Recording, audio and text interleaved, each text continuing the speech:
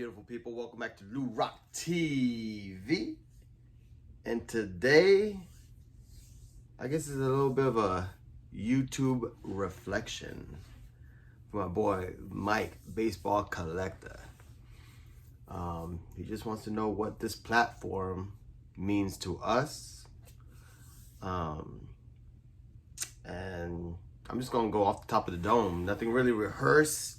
Kind of talked a little bit about this with James, Elite Hunters, but never really thought about it too much. But I don't know. When I first got into this, you know, it was a little awkward, little bit of a new adventure, if you will.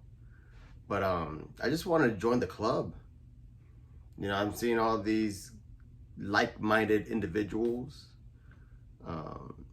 you know, from flea market videos, pickups, the stories behind the cards. I just wanted to join the club. I wanted to be, you know, I'm a nerd. I got nerdy tendencies, and I just wanted to connect in a way. And that's when I started just watching it. I'm like, man, this is cool. And then I started getting that itch. I'm like, these cats could do it. Why can't I do it? Yeah, so before YouTube, the only real interaction with like buddies and friends with my sports card collection, or just baseball cards in general, you know, they'll just come up to the man cave, look at my stuff like, oh, I know that guy. Hey, he's in my favorite team.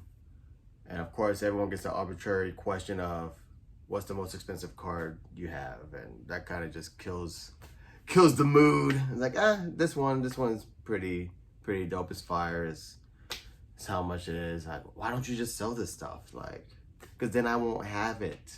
And they didn't understand it. They just, or, you know, you have your buddy, they come over, they check everything out, they see your stuff, they're like, oh man, that's beautiful, that's fire, that's great. I got some stuff. And you know, you forget about it. 2-3 weeks later, they come over with a bunch of albums. And you know, I'm like a fat kid eating cake. I'm looking, going through their stuff, like, oh man, this is awesome. Oh, this rookie is great. Grew up watching him. Oh, that's a Palmero or a Sheffield. You know, knowing I know who they are. You know, steroid guys probably won't make the Hall of Fame. But I'm talking about it, talking about the stories, this and the other, and I could see the excitement of my buddy's face. Like, oh man, how much is this stuff worth? Oh, it's not really worth anything.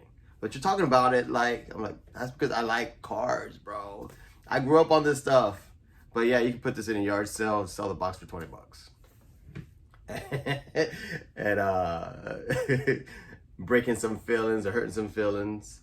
That was pretty much my interaction prior to YouTube. So with YouTube, it's just it's just elevated my hobby, if that makes sense.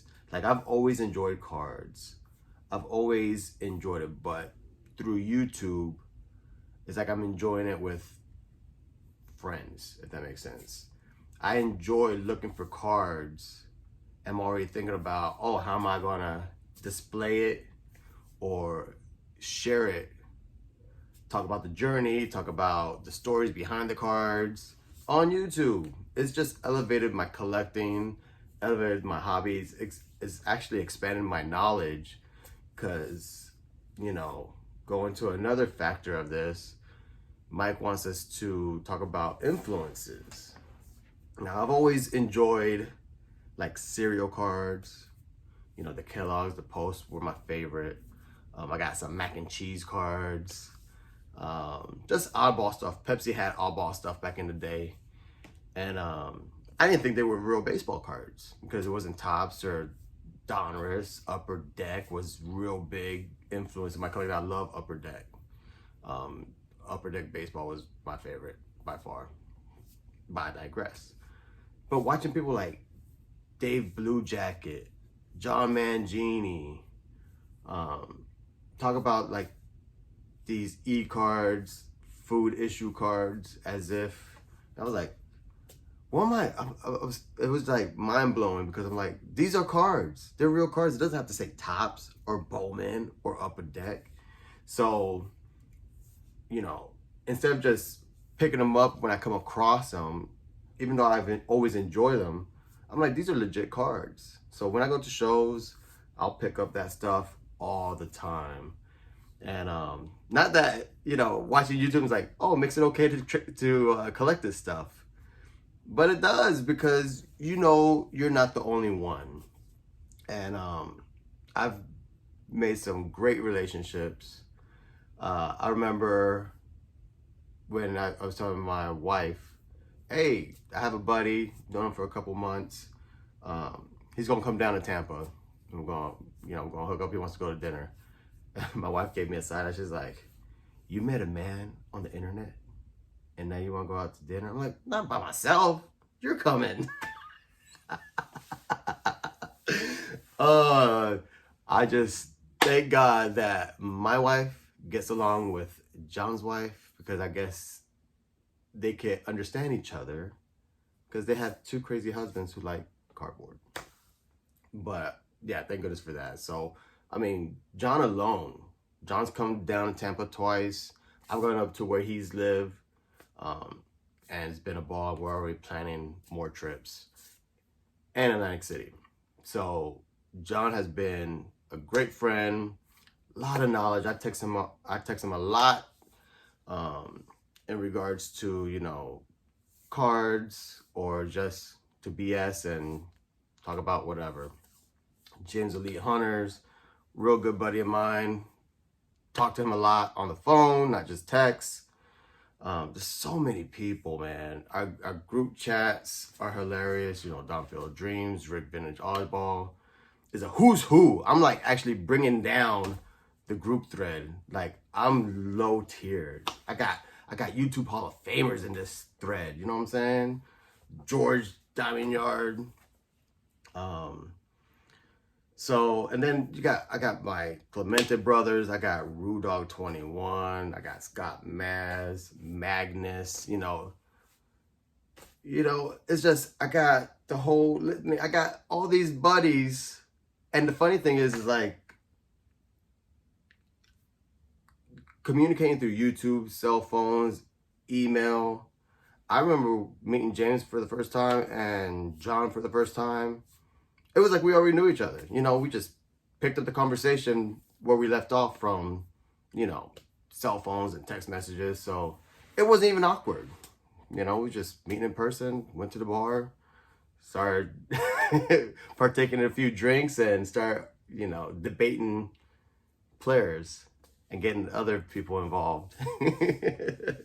But I just want to say, thanks, Mike, for the opportunity on this reflection. Never really thought about it.